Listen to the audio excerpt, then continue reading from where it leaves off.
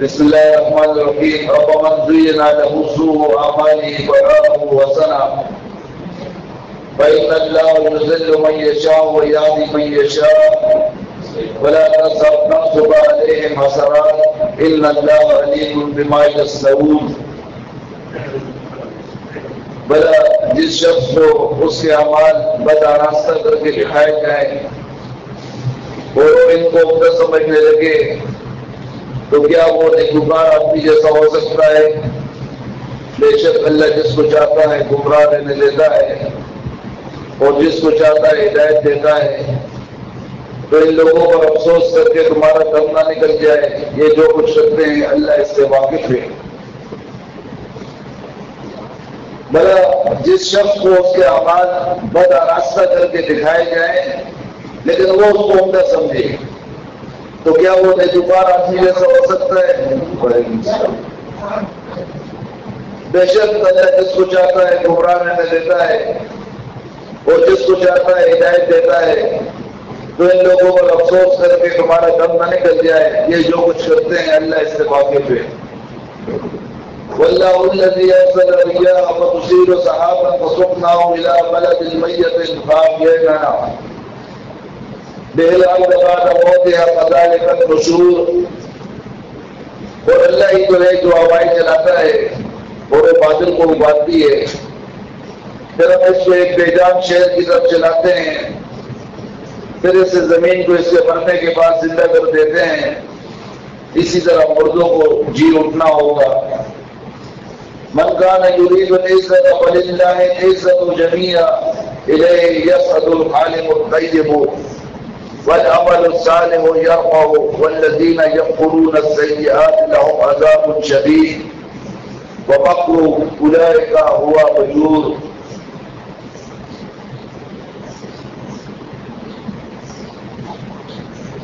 جو شخص عزت کا طلبگار ہے تو عزت تو سب اللہ ہی کی ہے.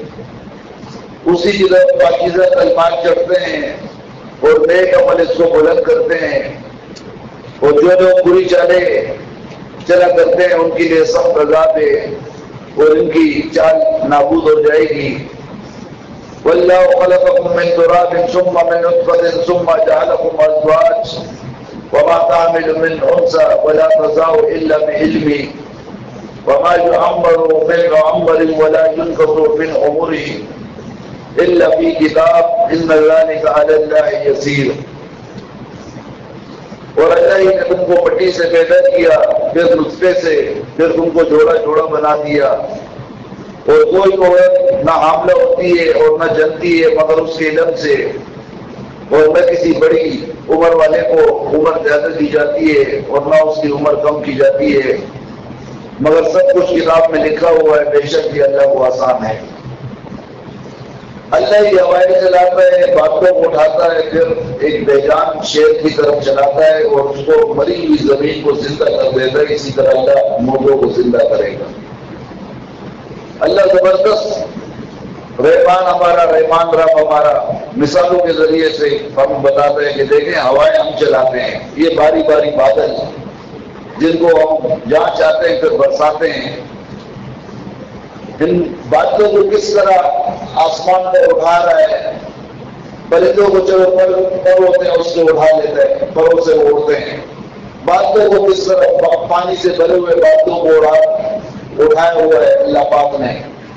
اور پھر وہ پانی جہاں چاہتا ہے اس زمین کے اوپر جہاں موزہ زمین ہوتی ہے ضرورت ہوتی ہے پانی کی وہاں وہ برسا دیتا ہے. تو یہ سب چیزیں اللہ نے بتائی اسی لیے کہ ایمان مضبوط ہو اللہ پر. اور اسی طرح اللہ فرماتا ہے کہ مردوں کو میں اٹھاؤں گا جو مر گئے ہیں ان سب کو. جو شخص عزت کا طلبگار ہے تو عزت تو سب اللہ کی ہے. اسی کی طرف پاکیزہ کلمات چڑھتے ہیں اور نیک عمل اس کو بلند کرتے ہیں. اور جو لوگ بری چالیں چلا کرتے ہیں ان کے لیے سخت عذاب ہے اور ان کی چال نابود ہو جائے گی. اور اللہ ہی نے تم کو مٹی سے پیدا کیا پھر نطفے سے پھر تم کو جوڑا جوڑا بنایا. دیکھیں پروردگار نے ہمیں یہاں سمجھایا کہ عزت کی محتاجی مت بنو. عزت دار تو صرف اللہ کی ذات ہے. تمہاری ہماری کیا عزت ہے؟ پیدا کرنے والا خالق رب، ہم مخلوق ہیں، اللہ کے در کے فقیر ہیں. یہ چیزیں اللہ پاک نے اس قرآن میں ہمیں گنوائی ہیں کہ تکبر و غرور مت کرو، عزت کے پیچھے مت بھاگو. عزت اور ذلت اللہ کے اختیار میں، جسے چاہے عزت دے اور جسے چاہے ذلت دے. تو یہاں بھی اللہ فرمایا، یہی فرماتا ہے کہ عزت تو ساری اللہ کی ہے. تم عزت کے لیے، وہ رب چاہے تمہیں عزت دار بنا دے، وہ چاہے تو تمہارے عزت ختم کر دے. کیوں؟ عزت کا مالک ایک وحدہ لا شریک، کائنات کا مالک اکیلا ذات صغیر مشکل کشا وہی ہے. اور یہاں فرمایا آگے اللہ نے تم کو مٹی سے پیدا کیا، پھر نطفے سے، پھر تم کو جوڑا جوڑا بنایا. اور کوئی عورت کا حاملہ ہوتی ہے اور نہ جنتی ہے مگر اس کے علم سے، اللہ کے علم سے سب کچھ ہوتا ہے. اور نہ کسی بڑے عمر والے کو عمر زیادہ دی جاتی ہے اور نہ اس کی عمر کم دی جاتی ہے، مگر سب کچھ کتاب میں لکھا ہوا ہے. بے شک یہ اللہ کو آسان ہے، اللہ کو تمام چیزیں آسان ہیں. کسی کی عمر کم زیادہ، یہ سب چیزیں اللہ نے اس کتاب میں لکھی ہوئی. جو لکھی ہوئی ہے اس سے اور کوئی آگے پیچھے نہیں ہوگا. یہ اللہ نے کائنات کے مالک نے ہمیں بتا دیا. وما يستوي البحران هذا عذب فرات سائغ شرابه وهذا ملح أجاج ومن كل تأكلون لحما طريا وتستخرجون حلية تلبسونها وترى الفلك فيه مواخر لتبتغوا من فضله ولعلكم تشكرون. وہ دونوں دریا مل کر یکساں نہیں ہو جاتے. یہ تو میٹھا ہے پیاس بجھانے والا جس کا پانی خوشگوار ہے، اور یہ کھاری ہے کڑوا. اور سب سے تم تازہ گوشت کھاتے ہو، زیور میں کھاتے ہو، جسے پہنتے ہو. اور تم دریا میں کشتیوں کو دیکھتے ہو کہ پانی کو پھاڑتی ہوئی چلتی ہے تاکہ تم اس کے بدن سے معاش تلاش کرو اور تاکہ شکر کرو اللہ کا. اللہ نے دیکھے زمین کے اوپر دو قسم کا پانی پیدا کیا. ایک کڑوا جس کو ہم پالک سے نیچے نہیں اتار سکتے، کھانا ہوتا ہے اتنا کڑوا ہوتا ہے. اور ایک میٹھا جس سے طبیعت خوش ہو جاتی ہے، پیاس بجھ جاتی ہے. دونوں ایک اسی زمین پر ہے. یہ کھانا پانی اس میٹھے پانی کے اندر جا کر مکس نہیں ہوتا، بلکہ وہ میٹھا پانی آ کر دریاؤں کا پانی سمندر کے اندر گرتا ہے. اللہ نے آگ رکھا ہوا ہے، پردہ رکھا ہوا ہے اس کے اندر بھی. الگ الگ چل رہے ہیں ایک ہی زمین پر، ایک ہی جگہ پر، ایک ہی دنیا کے اندر، لیکن مجال کہ وہ اس طرح مکس اپ ہو جائے. اللہ نے الگ الگ رکھا ہوا ہے. اس کے اندر بھی بڑا درس ہے ہمارے لیے کہ کائنات کا مالک جو چاہے کر سکتا ہے. اس کے آگے یہ کام دنیا کے کوئی انجینئر نہیں کر سکتا جو کام ہمارے کائنات کا مالک اکیلا کرنے والا ہے. وہ دونوں دریا مل کر یکساں نہیں ہو جاتے. یہ تو میٹھا ہے پیاس بجھانے والا ہے جس کا پانی خوشگوار ہے، اور یہ کھاری ہے کڑوا. وہ سب سے تم تازہ گوشت کھاتے ہو، دونوں پانیوں سے، کھارے پانی سے بھی گوشت کھاتے ہو مچھلی کی صورت میں، اور میٹھے پانی سے بھی. اور اسی کے اندر تم کشتیوں کو چلاتے ہو اور دیکھتے ہو کہ کشتیاں کس طرح دریا کا سمندر کا سینہ چلتی ہوئی چلتی ہے. اور اسی دریا اور سمندر سے تم زیورات نکالتے ہو ہیروں کی صورت میں، موتیوں کی صورت میں، اور پھر اس کو تم پہنتے بھی ہو، فروخت بھی کرتے ہو. اللہ فرماتا ہے اسی لیے کہ تم اس کے شکر گزار بنو، اس کا شکر ادا کرو رب کائنات کے مالک کا. یولج اللیل فی النہار ویولج النہار فی اللیل وسخر الشمس والقمر کل یجری لاجل مسمى ذلکم اللہ ربکم لہ الملک والذین تدعون من دون اللہ من دونہ ما یملکون من قطمیر. وہی رات کو دن میں داخل کرتا ہے اور وہی دن کو رات میں داخل کرتا ہے، اور اسی نے سورج اور چاند کو کام میں لگا دیا ہے. ہر ایک وقت مقرر تک چل رہا ہے. یہی اللہ تمہارا پروردگار ہے، اسی کی بادشاہی ہے. اور جن لوگوں کو تم اس کے سوا پکارتے ہو کھجور کی گٹلی کے چھلکے کے برابر بھی تو کسی چیز کے مالک نہیں ہے. کتنی زبردست بات اللہ پاک کرتا ہے. اور چاند سے دیکھے مثال دیتا ہے کتنا باریک بین رب ہے ہمارا. کھجور کی گٹلی، جو کھجور کے اندر گٹلی ہوتی ہے، اس گٹلی کے اوپر ایک ہلکا سا پردہ ہوتا ہے، آپ نے دیکھا ہوگا. معمولی سا پردہ ہوتا ہے. تو ہمارا رب فرماتا ہے اس کھجور کی گٹلی کے چھلکے کے برابر بھی وہ کسی چیز کے مالک نہیں ہے جس کو تم لوگ پکارتے ہو, جس کا واسطہ وسیلہ دیتے ہو مجھے. وہ اس کھجور کی گٹلی کے چھلکے کے بھی مالک نہیں ہے. ان میں اتنی طاقت نہیں ہے کہ چھلکے کی جیسے کوئی چھلکا بنا دے, کچھ بھی نہیں کر سکتے ہیں. ایسی زبردست مثالیں دیتا ہے ہمارا رب کہ کھجور کی گٹلی کی چھلکے کی مثال ذہن تو ہمارا پروردگار خالق دادا دستگیر رب ہی ایسی مثالیں دے سکتا ہے. کسی انسان کے ذہن میں آنے والی چیزیں نہیں ہیں. چکان کی مثال دیتا ہے, معمولی چھلکا ہوتا ہے, وہ چھلکے کے برابر بھی تو کسی چیز کے مالک نہیں جن کو تم پکارتے ہو.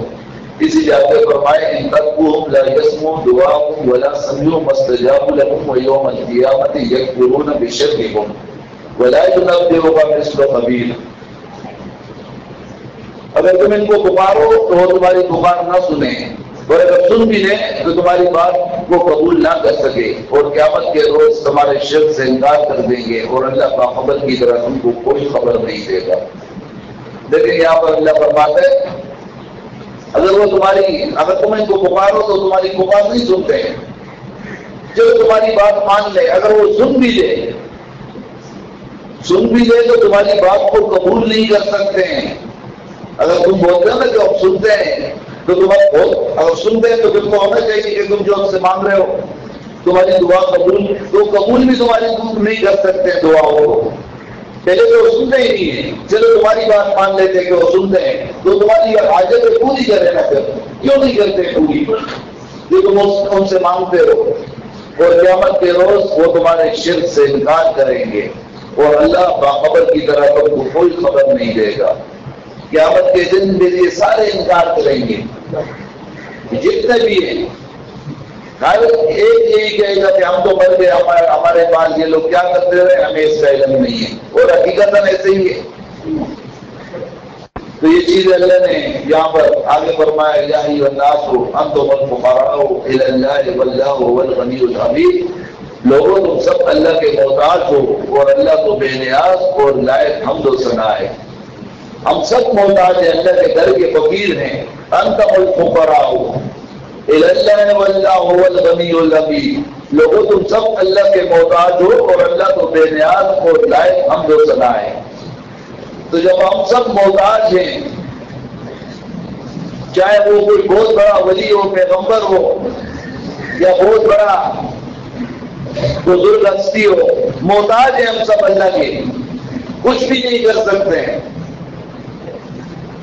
اور خاص کر مرنے کے بعد تو کچھ بھی اس کا سلسلہ ختم ہو جاتا ہے دنیا سے, پھر وہ کیا کرے گا. زندگی میں اگر چلو ان سے کچھ مانگا تم نے دیا, مرنے کے بعد وہ کیا کہے گا تمہیں.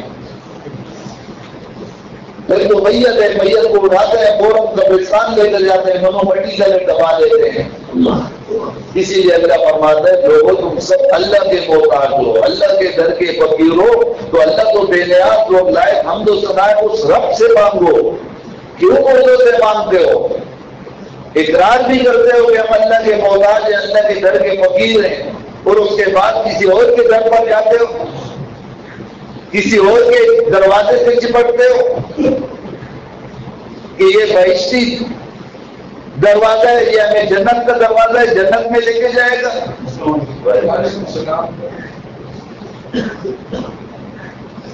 اتنا شرک کرتے ہو اللہ کے ساتھ. اللہ نے تو کوئی اگر دروازہ بنانا ہی ہوتا تو خانہ کعبہ کا دروازہ اللہ بناتا کہ یہ جنت کا دروازہ ہے. نہیں, انہوں نے اپنے آپ سے بنا دیا. اگر میں اپنی طرف سے بات کر رہا ہوں کہ اگر دروازہ بنانا ہوتا جس طرح انہوں نے بہشتی دروازہ, اور اگر اللہ کے پیغمبروں کو جتنے صحابہ تھے وہ لوگ بنا لیتے مکہ کے خانہ کعبہ کے دروازے کو جنت کا دروازہ بنا دیتے کہ اس دروازے سے داخل ہوئے جنت کا دروازہ. انہوں نے کوئی ایسا کام نہیں کیا. ان کا ایمان تھا, مسلمان تھے, مومن تھے, یہ نام نہاد مسلمان.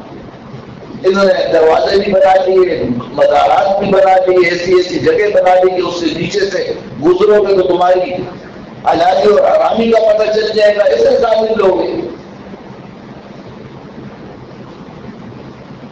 تو یہ سب چیزیں اسی لیے اللہ فرماتا ہے اِنَّا یَشَاءُ یُذْهِبْکُمْ وَیَأْتِ بِخَلْقٍ جَدِیدٍ، اگر چاہو تو تم کو نابود کر دے اور تمہاری اور نئی مخلوقات آباد کرے۔ اگر اللہ چاہے تو تمہیں نابود کر دے، نابود کر دے، تمہیں تباہ و برباد کر دے، جس طرح ہمارے ارد گرد آپ دیکھتے ہیں۔ یہ برما کے اندر، تھائی لینڈ کے اندر کس طرح کے زلزلے آئے، 7.7 کا کہ پوری زمین لرز گئی۔ 1 منٹ کا زلزلہ آیا، 1 منٹ کا زلزلہ آیا، تمام کی تمام شہر ان کے غرق ہو گئے۔ اللہ کے لیے کوئی چیز مشکل نہیں، اسی لیے اللہ فرماتا ہے اگر چاہے تو تمہیں نابود کر دے اور نئی مخلوقات آباد کرے۔ وَمَا ذَلِكَ عَلَى اللَّهِ بِعَزِيزٍ، اور یہ اللہ کو کوئی مشکل نہیں ہے، اللہ کے لیے کوئی مشکل کام نہیں ہے یہ۔ اسی لیے اللہ ہر جگہ فرماتا ہے وَلَا تَزِرُ وَازِرَةٌ وِزْرَ أُخْرَىٰ وَإِن تَدْعُ مُثْقَلَةٌ إِلَىٰ حِمْلِهَا لَا يُحْمَلُ مِنْهُ شَيْءٌ وَلَوْ كَانَ ذَا قُرْبَىٰ إِنَّمَا تُنذِرُ الَّذِينَ يَخْشَوْنَ رَبَّهُم بِالْغَيْبِ وَأَقَامُوا الصَّلَاةَ وَمَن تَزَكَّىٰ فَإِنَّمَا يَتَزَكَّىٰ لِنَفْسِهِ وَإِلَى اللَّهِ الْمَصِيرُ۔ اور کوئی اٹھانے والا دوسرے کا بوجھ نہیں اٹھائے گا، وہاں کوئی کسی کا بوجھ نہیں اٹھا سکتا، اور کوئی بوجھ میں دبا ہوا اپنا بوجھ ہٹانے کو کسی کو بلائے تو کوئی اس میں سے کچھ نہیں اٹھائے گا۔ اگر قرابت داری ہو، یعنی کہ رشتے دار بھی تمہارے ہو، تمہارے ماں باپ ہو، بیٹے بھائی ہو، اس بوجھ سے تمہیں نہیں ماں چھڑا سکتے جو تمہارے اوپر اللہ نے رکھ دیا۔ اے پیغمبر صلی اللہ علیہ وآلہ وسلم، تم انہی لوگوں کو نصیحت کر سکتے ہو جو بل دے کے اپنے پروردگار سے ڈرتے ہیں اور نماز پڑھتے ہیں، اور جو شخص پاک ہوتا ہے اپنے لیے پاک ہوتا ہے اور سب کو اللہ ہی کی طرف لوٹ کر جانا ہے۔ کتنی زبردست آیات ہیں، کتنی آسان آیات ہیں، اس میں سمجھنے کے لیے